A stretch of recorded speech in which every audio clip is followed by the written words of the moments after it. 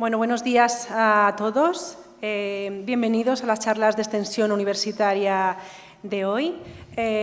Yo estoy encantada de estar aquí hoy con vosotros y al lado de Pablo, porque todo apunta a que esta charla va a ser la más bella de todas las que se han dado hasta la fecha en las charlas de extensión universitaria. Como decía, tengo a mi lado a Pablo Sáez Somoza, que es compañero y también me atrevo a decir que es amigo, pero no es un compañero cualquiera, no es un compañero de estos con los que compartes asignación docente, contenidos de asignaturas, prácticas de laboratorio, deadlines de proyectos de investigación, no. Bueno, deadlines, algún deadline compartimos, pero en otro ámbito, ¿no? Y es que a mí me pasa que cuando estoy cerca de Pablo, lo tengo al lado a menudo, pues me emociono, ¿no? y disfruto un montón. Y espero que con la intervención suya de hoy vosotros podáis experimentar también esta sensación que yo tengo, ¿no? Antes de que Pablo comience, voy a pasar a contaros un poquito su trayectoria profesional, que tengo que deciros que para mí es abrumadora, porque bueno, Pablo Sáez Somoza ha nacido no hace tanto, ¿no? Ha nacido en Ávila en el 1999 y es en la ciudad donde Pablo comienza sus estudios musicales de piano, en el Conservatorio Profesional de Música Tomás Luis de Victoria. Además, lo hace con el profesor Óscar Arroyo, que si no me equivoco es director del conservatorio, ¿no? Posteriormente, Pablo se traslada a Salamanca para cursar estudios superiores en el Conservatorio Superior de Castilla y León, en la cátedra de Eduardo Ponce. No conforme con esto, Pablo se muda de su ciudad y de su país y se desplaza hasta Italia a cursar un máster en piano en el Conservatorio Alfredo Casella de L'Aquila, bajo la dirección de Elena Mateucci, estudios que finaliza Pablo con matrícula de honor. Pablo ha recibido clases magistrales de pianistas de la talla como Iván Martín, Patrín García Barredo, Josep Colom o Konrad Elser. Como solista, tengo que decir que Pablo ha tocado en lugares trascendentes como el Palacio de Congresos y Exposiciones de la Línea de la Concepción, el Palacio Euskalduna de Bilbao, el Auditorio Municipal aquí en Ávila de San Francisco, el Centro Cultural Áureo Herrero del Barraco en Ávila, donde Pablo tiene sus orígenes. Luego en Italia también ha tocado en el Oratorio de Crocifisso de Foligno o el Palacetto de Nobili de L'Aquila o el Teatro Victoria de Talavera de la Reina, donde hace ya algunos años, en el 2015, fijaos, muy joven, obtiene el segundo premio del certamen de piano Mozart Ciudad de Talavera. El año pasado, Pablo obtiene una plaza como profesor de piano en la Escuela Municipal de Música de Salamanca y es una labor que compagina en la actualidad con la dirección del coro de la Universidad Católica de Ávila y de actividades musicales que en ella se realizan. Pablo es presidente de la Asociación Cultural Áureo Herrero en el Barraco y dirige y organiza el Festival Internacional de Música Áureo Herrero. Pablo ha ejercido de organista titular en la Basílica de San Vicente de Ávila también y acompaña asiduamente celebraciones religiosas en templos como el de la Catedral del Salvador de nuestra ciudad y la Basílica de Santa Teresa de Jesús. Y sin más dilación, paso la palabra a Pablo, que va a intervenir con una charla que se titula Tocados por la belleza, cultivar el espíritu a través de la música. Bueno, pues muchas gracias, Maite, por tu amable presentación. Para mí también es un placer estar aquí a tu lado. Con vuestro permiso, me voy a acercar hasta Leambón.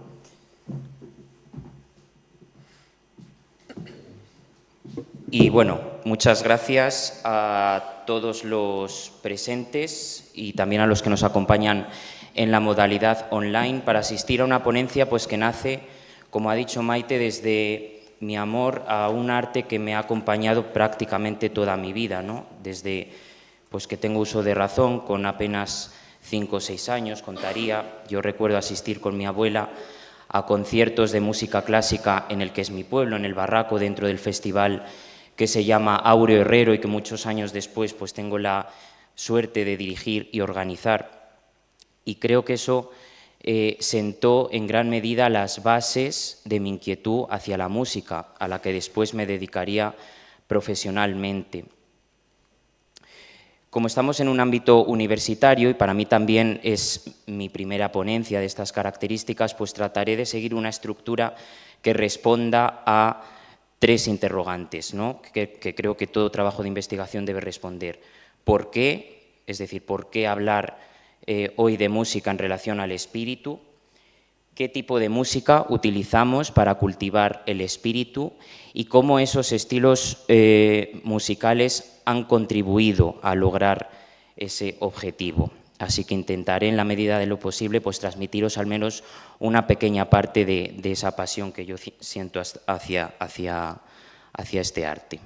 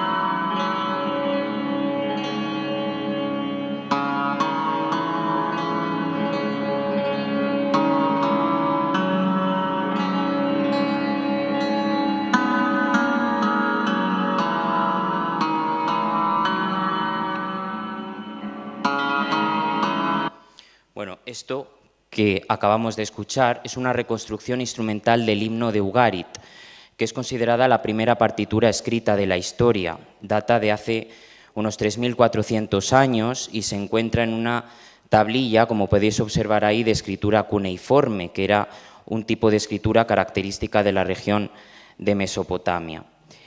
¿Y todo esto por qué? Pues porque a veces olvidamos o damos por sentada una realidad, y es que la música es algo intrínseco al ser humano ya desde la prehistoria, ¿no? Pues podemos imaginarnos a gente cantando en el campo o haciendo sonidos con herramientas o lo primero que tenían más a mano, ¿no?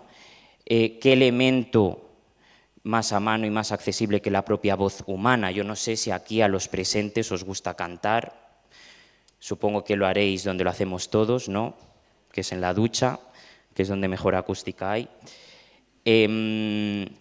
Pero esto no es casualidad, ¿no? El primer tipo de música que aparece en todas las culturas desde su origen es precisamente música de tipo vocal, ya que, como dice Marco Frisina, que es un compositor y sacerdote italiano al que volveremos más adelante, la voz humana es el medio principal e inmediato de la música, es el instrumento por excelencia, ya que es símbolo de la comunicación misma en la que un hombre canta de sí mismo a otro hombre.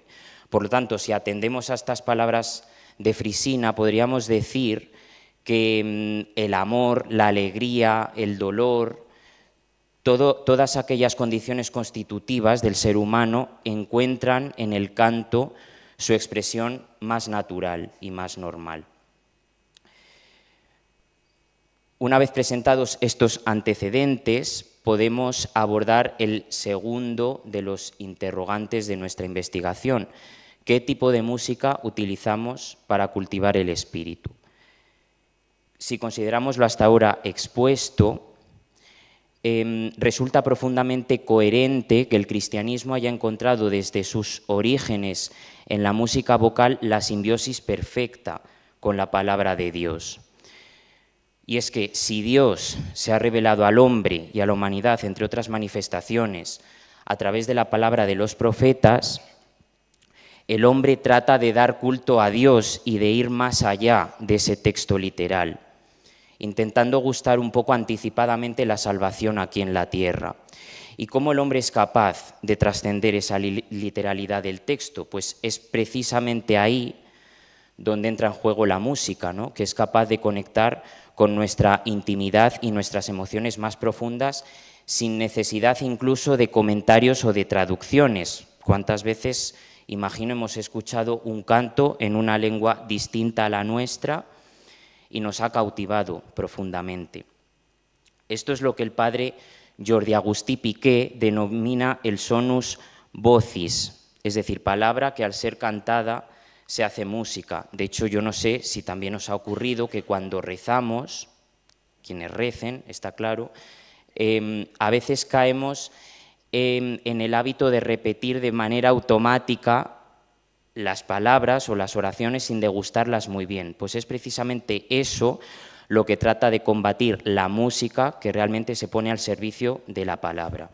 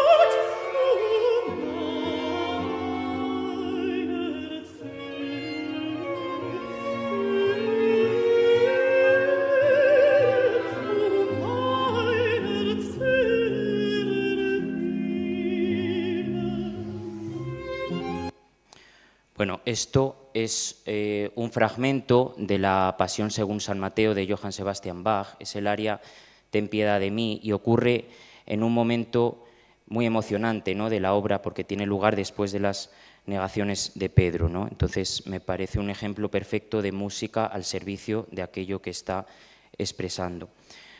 Volviendo un poco a nuestro interrogante de los tipos de música que utilizamos para cultivar el espíritu, es en el canto gregoriano, nacido en el siglo V y que llega a perdurar 1000 años, donde se manifiesta la forma más primitiva de conexión con la palabra de Dios, ya que nace de esa palabra y la arropa sin necesidad de artificios o superficialidades. Esto así dicho puede a lo mejor sonar un poco incomprensible, un poco abstracto, ¿no? Pero aquí lo podemos observar de una manera más concreta.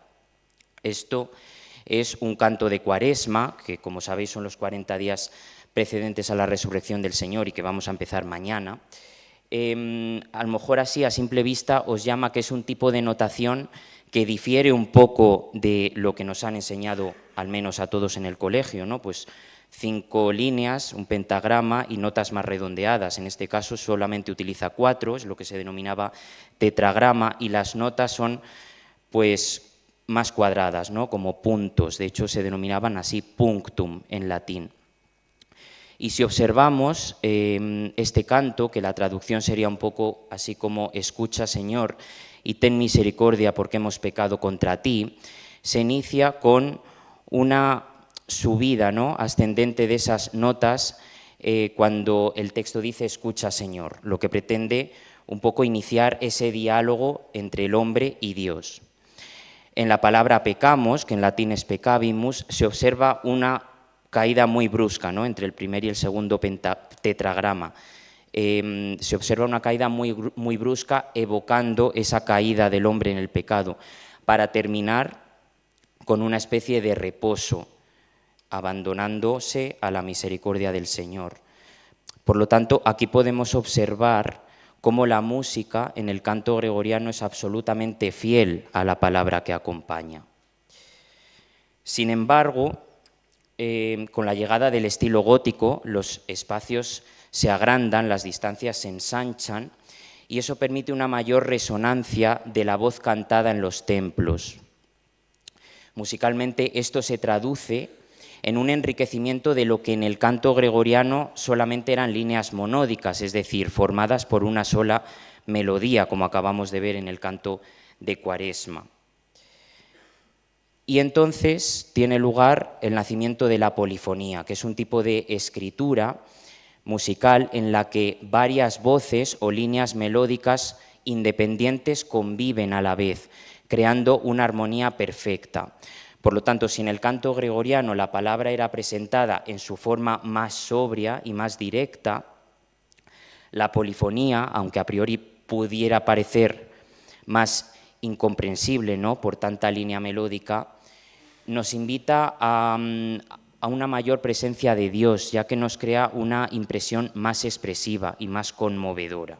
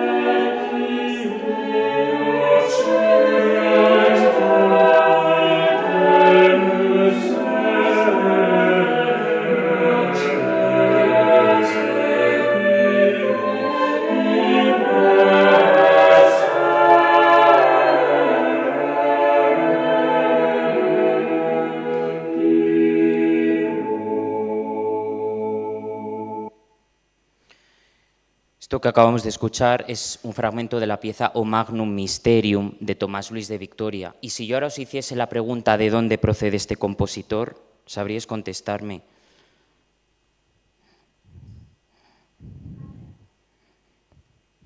Pues efectivamente, este compositor es abulense, ¿no? Y es una de las figuras musicales más universales del Renacimiento musical, aunque como podemos comprobar, pues no lo suficientemente reconocido en su propia tierra, ¿no? Así que os invito a escucharle. Como íbamos diciendo, pues el lenguaje se va enriqueciendo, dando lugar a formas musicales cada vez más largas y más complejas, ya no solamente vocales, sino también solo instrumentales, con las que el hombre pues pretende buscar esa belleza en mayúsculas de Dios y esa grandeza a través de la belleza sonora cuando ésta realmente está fundamentada en unos principios de fe. Es el caso de Bach, del que hemos escuchado anteriormente un fragmento de su Pasión según San Mateo, o de Mozart, que eran hombres de una profunda espiritualidad, que ponían su talento pues, al servicio de la glorificación de lo supremo, a diferencia de lo que ocurría en épocas posteriores, con corrientes estéticas que se inspiraban más en la búsqueda del arte por el arte. Es lo que ocurrió luego ya en el siglo XIX, pues con movimientos como el dodecafonismo en la música, el impresionismo, el nacionalismo, ¿no? Aunque con algunas excepciones. Escuchamos a continuación un fragmento del segundo movimiento del concierto para piano número 23 de Mozart.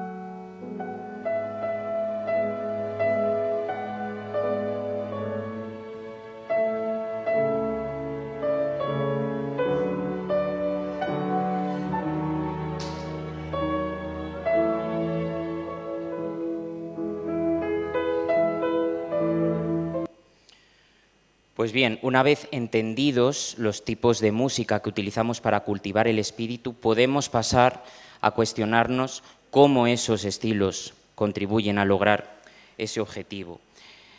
El Papa San Juan Pablo II, en su discurso a la Asociación Santa Cecilia, dice que cuando la música es capaz de expresar los sentimientos más profundos, llega allí donde no es capaz de llegar la palabra por sí sola, creando, dice más adelante, puentes entre el mensaje de salvación y quienes, a pesar de no acoger aún plenamente a Cristo, son sensibles a la belleza.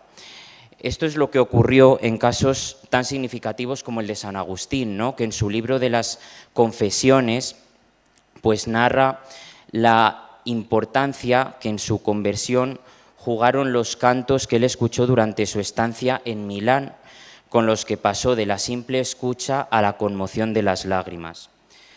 Otro testimonio muy revelador es el de don Manuel García Morente, filósofo del siglo XX que llegó a ser decano de la Facultad de Filosofía de la Universidad Central de Madrid y que narra un testimonio muy bonito, ¿no? La noche de su conversión él estaba escuchando 3 obras: la Sinfonía en re menor de César Franck, la Pavana para una infanta difunta de Ravel y la Infancia de Cristo de Berlioz. Escuchamos un fragmento de la Pavana para una infanta difunta de Ravel.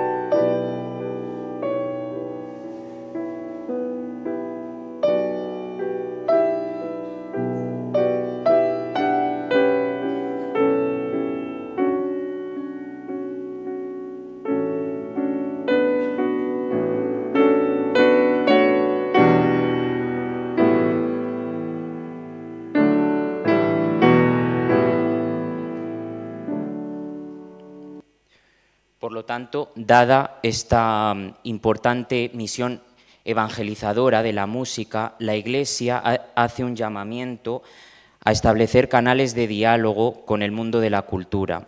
En su encíclica Musicae Sacrae, el Papa Pío XII recuerda que todos los que componen, dirigen o interpretan oralmente o con instrumentos realizan un verdadero y genuino apostolado, convirtiéndose en servidores de Cristo.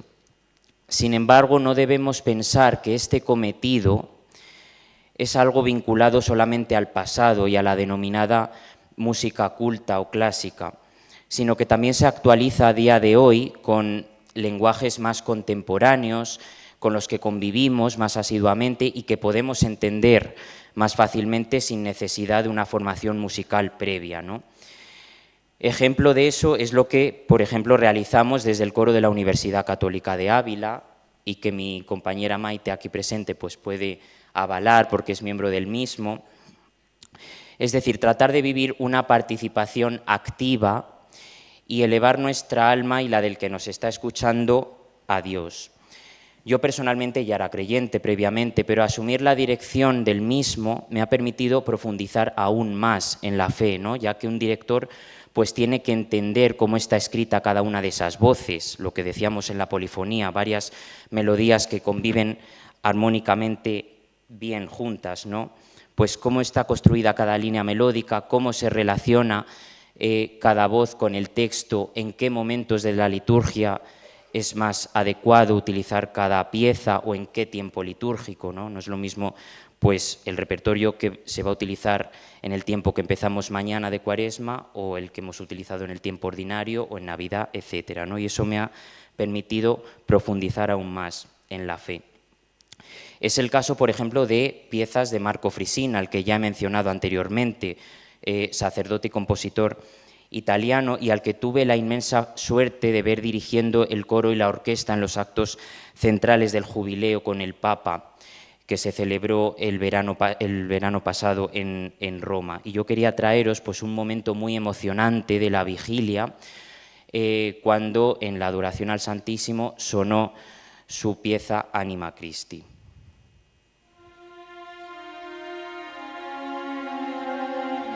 Oh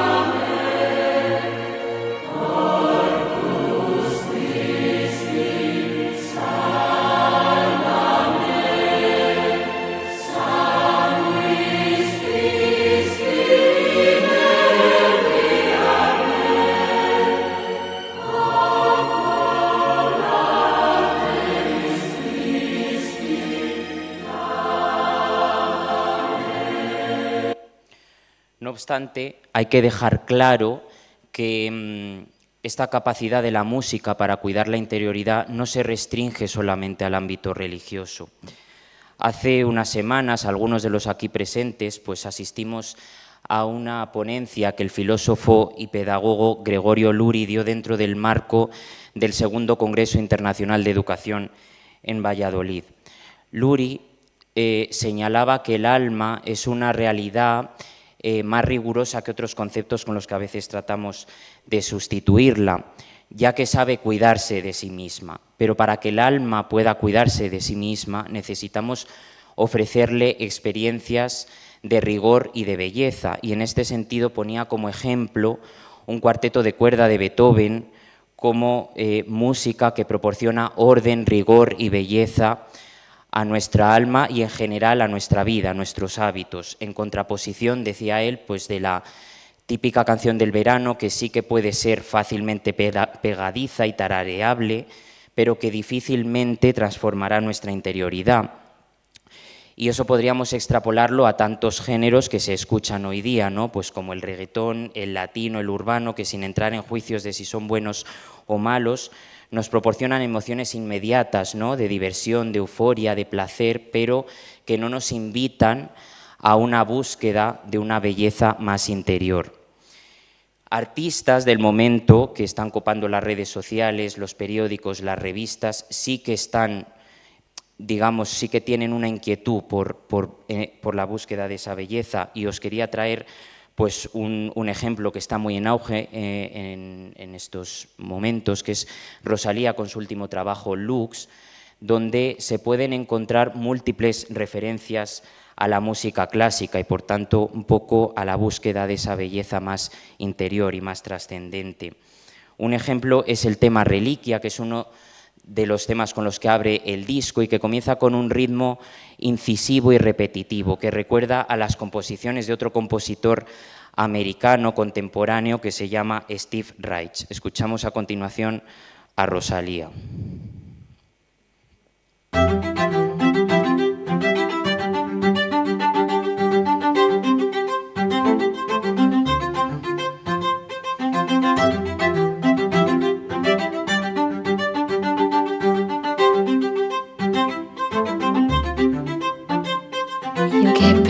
Mis manos en Jerez y mis ojos en Roma. Crecí y el descaro lo aprendí por Barcelona. Y ahora escuchamos Perdí mi lengua en París.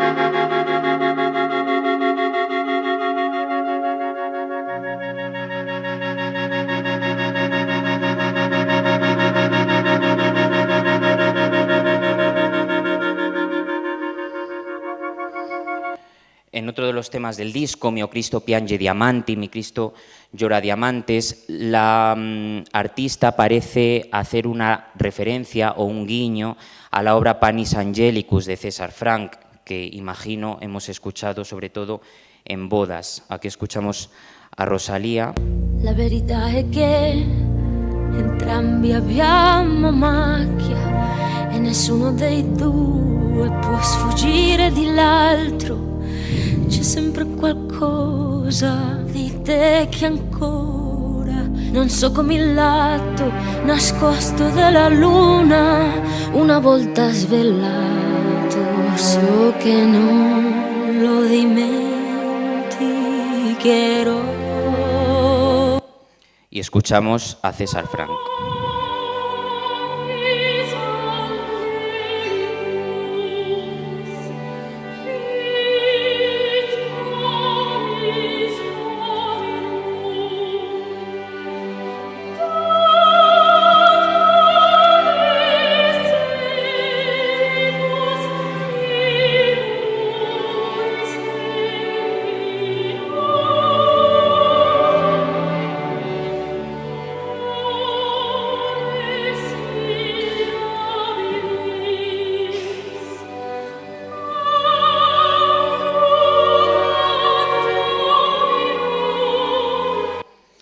en otro de los temas del disco, Porcelana, hay un momento en el que Rosalía utiliza un coro de voces blancas, que es el coro de niños de la Abadía de Montserrat, y que parece recordar al último movimiento del Requiem de Fauré, también una obra de música clásica con temática religiosa. Escuchamos Porcelana de Rosalía.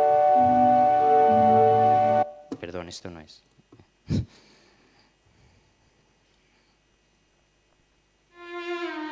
Mi piel es fina, de porcelana, rota en la esquina.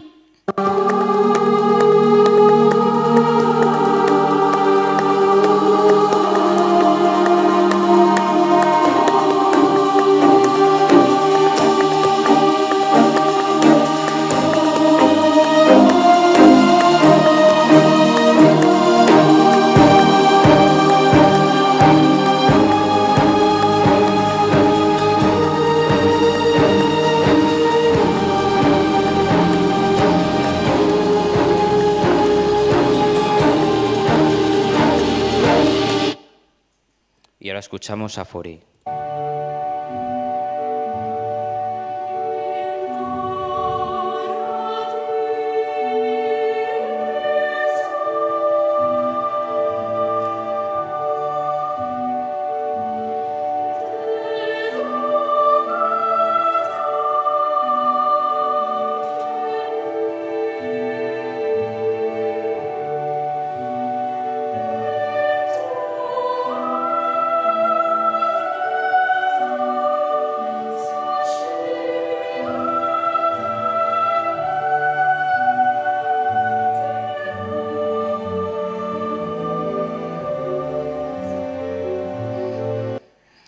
Así que, a modo de conclusión un poco de este esbozo que he intentado hacer, en primer lugar hemos visto por qué la música no es solamente un adorno cultural, sino que es un instrumento fuertemente ligado a la profundidad y a la interioridad del ser humano ya desde la prehistoria.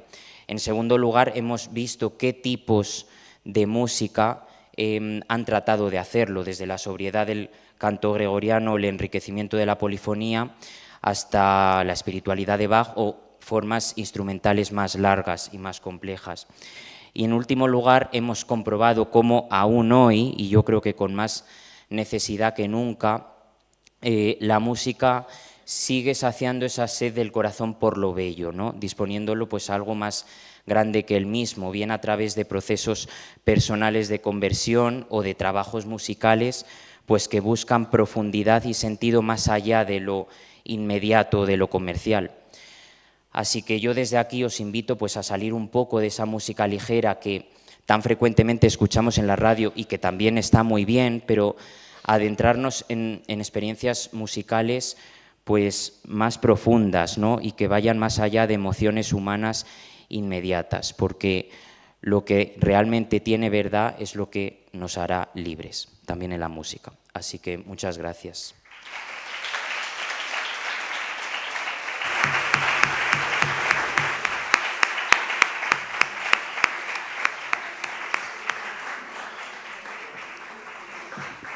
Bueno, Pablo, muchísimas gracias. Ahora ya me queda claro el porqué del éxito de Rosalía. Ayer, pensando en tu charla, me pasaba una cosa, y no sé si os pasará al resto. A mí me encanta la música profana y yo me bailo, me dan ganas de bailar, de reírme, me emociono en muchas ocasiones, pero hay algo que no me ocurre, ¿no? Cuando escucho o tarareo o canto, bueno, tararear, canto más en serio, música clásica, sobre todo la sacra, ¿no? Que es, no sé si os pasa a vosotros, que te pone la carne de gallina. Y yo decía, pensando un poco, ya os digo, en la charla de Pablo, bueno, pues aquí está la diferencia, ¿no? En mi caso. Y en mi caso es que estoy cultivando el espíritu, no me cabe duda. Entonces, bueno, ahora yo tenía una pregunta, pero antes os voy a dejar que compartáis vosotros con Pablo y con todo el mundo en la sala vuestro parecer acerca de la charla. Si tenéis alguna duda, alguna cuestión, alguna inquietud que preguntar, pues creo que es el momento.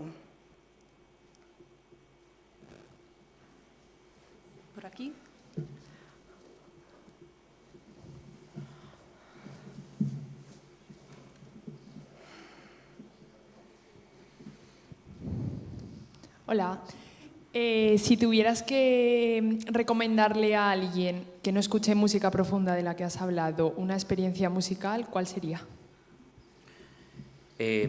Bueno, muchas gracias por la pregunta. Pues le recomendaría principalmente asistir a conciertos de música clásica, ¿no? Escuchar cómo suena una orquesta sinfónica e ir más allá, pues, del estigma de que la música clásica es algo pues aburrido o elitista, ¿no? Pues escuchar cómo suena una orquesta sinfónica en directo, escuchar cómo suena un buen coro en directo, creo que eso es incomparable a nada, a la música enlatada o a grabaciones. Y luego también hay mucha oferta cultural que explica ese tipo de música que se escucha, para que el oyente pueda tener una experiencia de escucha más activa, ¿no? O también programas de radio, ¿no? en los que explican ese tipo de repertorio e ir poco a poco adentrándonos en él. Sí, principalmente sería eso.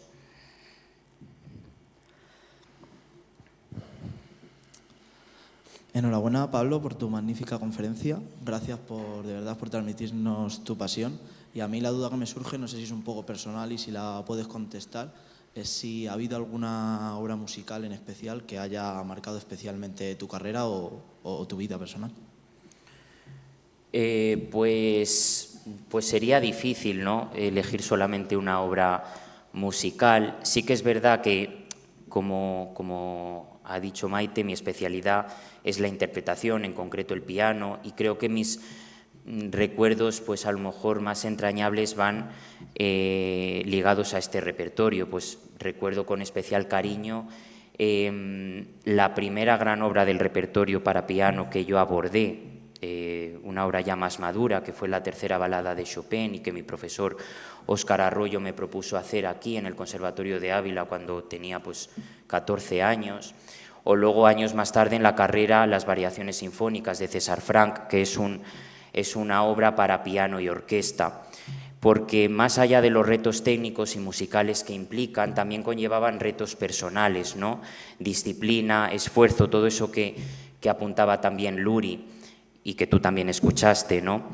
Entonces eso pues me hizo crear un orden en mis hábitos de estudio, en mi vida, incluso crecer también, no solo musicalmente, sino también personalmente. Entonces te podría decir esas dos.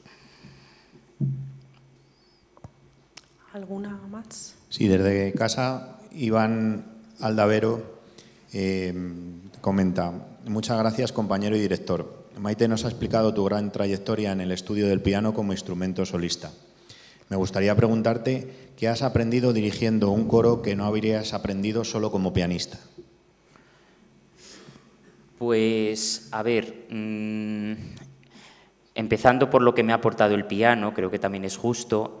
Al ser un instrumento polifónico, como os he comentado, pues capaz de tocar varias melodías y varias voces, eso creo que en contraposición a un instrumento melódico como puede ser la flauta o el violín, pues te da una perspectiva como más general para luego aplicarlo en el coro, ¿no? Y poder estar pendiente pues de todas las voces. ¿Qué me ha aportado la dirección del coro? Pues yo creo que una mayor capacidad para comunicar la música. Los pianistas, pues se dice que somos músicos muy solitarios porque tenemos un vastísimo repertorio que nos permite pues tocar solos, aunque también se pueda tocar, pues como he dicho, con orquestas o con música de cámara, con más instrumentos, pero la mayor parte es repertorio solista. Entonces eso a veces nos hace encerrarnos en nosotros mismos y sentir muy internamente esas emociones. Además, cuando uno es introvertido, como es el caso, pues le cuesta aún más exteriorizarlas. Y el coro pues me ha permitido pues ser capaz de comunicar la música al resto, ¿no? Porque si el coro, pues si quieres que te entiendan, necesitas ser más extrovertido, más explícito en lo que quieres comunicar. Entonces, no solo música. Emociones, no sé. Creo que mayor capacidad comunicativa, personalmente y musicalmente, es lo que me ha proporcionado el coro.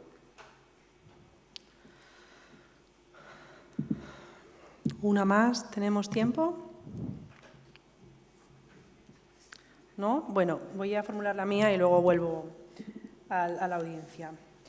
Pablo, ¿cómo crees que desde nuestra universidad podríamos contribuir a cultivar el espíritu a través de la música? Pues bueno, a ver, siendo un poco crítico también, y que esto no se quede en mera palabrería, creo que la Universidad Católica de Ávila ahora está ocupando un lugar muy importante, un crecimiento pues muy grande en lo que es la ciudad, y debería abanderar sin complejos proyectos culturales ambiciosos, ¿no? Y que todo esto que hoy pues he intentado esbozar pueda llegar a la sociedad de Ávila, a la gente joven, en forma de propuestas culturales atractivas, que no necesariamente tienen que ser económicamente costosas, pero que sí que a veces hay que poner en valor de alguna manera. Así que yo invitaría, ¿no?, a que la universidad tome esa iniciativa, porque ahora mismo creo que es el agente que en Ávila lo tiene que hacer y que lo puede, yo creo, hacer. Muy bien, yo te apoyo. ¿Alguna pregunta más? Sí, Sara. Bueno, muchas gracias, Pablo. Me ha encantado la ponencia y yo te quiero hacer una pregunta que he oído hacer a mucha gente que ama la música, que se plantea, pues a lo mejor dedicarse a la música, pues en el bachillerato compatibilizan los estudios y el conservatorio, pero llega un momento en el que se tiene muchas veces que optar, ¿no? Y la pregunta que yo te hago es, ¿qué dirías tú a esas personas que dicen que la música, digamos, no te da para comer, que la música pues es un hobby, que la música pues no es práctica en ese sentido? O sea, tú nos has transmitido unos valores de la música, pero bueno, ¿crees que hay una vocación al arte que, digamos, que le da sentido dedicarse a eso? ¿O qué lugar tiene que ocupar la música en la vida de una persona? Bueno, pues yo me veo reflejado también en esas dudas, porque también pasé por ellas, ¿no? A veces te orientan pues hacia las carreras tradicionales, porque la música pues no te va a dar para comer, efectivamente, y ahí tengo que dar las gracias a mi profesor Óscar Arroyo, que no solamente fue profesor de música y de piano, sino también pues mentor en la vida, pues que me hizo ver que al final tienes que ser feliz con lo que haces, y yo en ese momento pues era feliz con la música. Entonces les invitaría a todos esos que estén pasando un poco por esa situación a que lo miren un poco desde esa perspectiva, porque bueno, luego también la vida da muchas vueltas, ¿no? Y a través de la música pues puedes llegar también a otro tipo de ámbitos. Yo nunca me hubiese imaginado aquí dando una ponencia o salir un poco del que es mi instrumento, ¿no? Entonces les invito a que se lancen y lo experimenten. ¿Alguna pregunta más? Yo, bueno, de acuerdo con Pablo, quería comentaros una anécdota. Una vez, en una ocasión, cuando presenté mi currículum vitae a una empresa, se me escapó una versión de currículum en la que tenía incluida mi experiencia en el ámbito de la música, ¿no? Había estado muchos años en el conservatorio y bueno, pues yo hice la entrevista y la persona que me estaba entrevistando estaba bastante interesado bueno, pues en mi experiencia con la música, en mis conocimientos musicales. Y cuando me seleccionaron para el puesto de trabajo, me confesó que uno de los motivos era por esas habilidades, ¿no? Entonces, bueno, es algo que me pasó a mí, quería comentaros. Entonces, bueno, pues es un ejemplo de que la música ayuda también no solo a disfrutar de ella, ¿no?, sino en el ámbito profesional, ¿no? Tenemos a lo mejor unas herramientas, ¿no?, que trabajamos y que adquirimos en esos años en los que aprendemos música que nos sirven para nuestro futuro y para pues relacionarnos de alguna manera diferente, ¿no? con las personas y con la sociedad. Nada más, yo creo que se levanta la sesión y nuevamente muchas gracias, Pablo, por tu ponencia.